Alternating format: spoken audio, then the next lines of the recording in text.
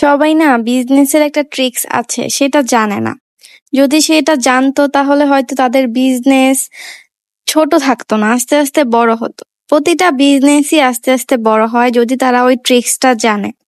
তো এই কেকটা বানাচ্ছি আর এই কথা বলার কারণ আছে, সেটা হচ্ছে কি, এই আপুটা 2 পাউন্ড কেক অর্ডার করছিল। তো এর আগে উনি মেবি জানুয়ারি মাসে আমার থেকে হাফ পাউন্ডের একটা কেক নিছিল।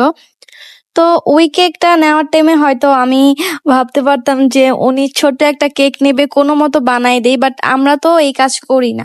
ছোট হোক বা বড় হোক, আমরা চেষ্টা করি যে তাদের বেস্ট একটা কিছু দেওয়ার।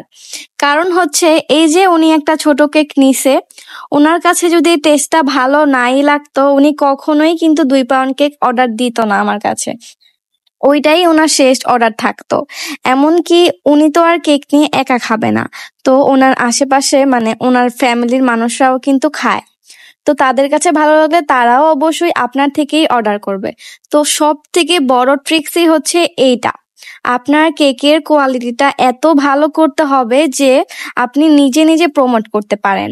কেকের প্রমোট করা খুবই সহজ। যেমন আপনার একটা কেক কেউ নিলে 10-15 জন যদি খায়, তাদের থেকে যদি তাদের মধ্যে কারো 5 জনেরও পছন্দ হয়, সেই 5 জন থেকে আপনাকে একজন হলেও কেকটা অর্ডার করতে পারে। আর যদি আপনি চিন্তা করেন যে আপনার লাভ করতে হবে, কেকের একটু টেস্টটা কম রাখেন বা প্রথমবারেই যদি লাভ করতে চান, তো ওই দিনই লাভ করতে পারবেন, এরপরে আর কখনোই লাভ করতে পারবেন না। কারণ তারা আপনার কেকটা খেয়ে আর কখনোই কিন্তু অর্ডার দিবে না। সো এই কেকটা ডেকোরেশন করার সময় আমার এই কথাগুলো মনে পড়লো, তাই আপনাদের সাথে শেয়ার করলাম।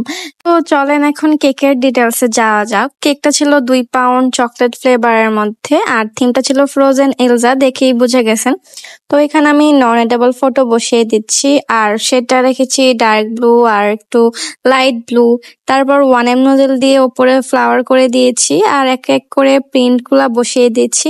এই প্রিন্ট গুলা আমি প্রিন্টেস থেকে নামিয়ে নিয়েছিলাম আমার ইচ্ছা মতো। আপু আমার ইচ্ছা মতোই করতে বলেছিল, জাস্ট উনি একটা ছবি রেফারেন্স পিকচার দিয়েছিল, ওইটা একেবারেই সিম্পল ছিল।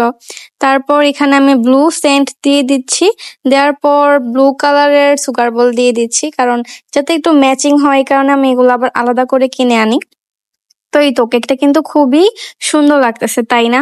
জাস্ট প্রিন্ট বসিয়েছি আর সুগার বল আর একটু ফ্লাওয়ার ডেকোরেশন করে দিয়েছি। তো এই তো আমার আজকের ভিডিওটা আপনাদের কেমন লাগলো অবশ্যই আমাকে কমেন্ট করে জানাবেন। আমার জন্য দোয়া করবেন। আল্লাহ হাফেজ।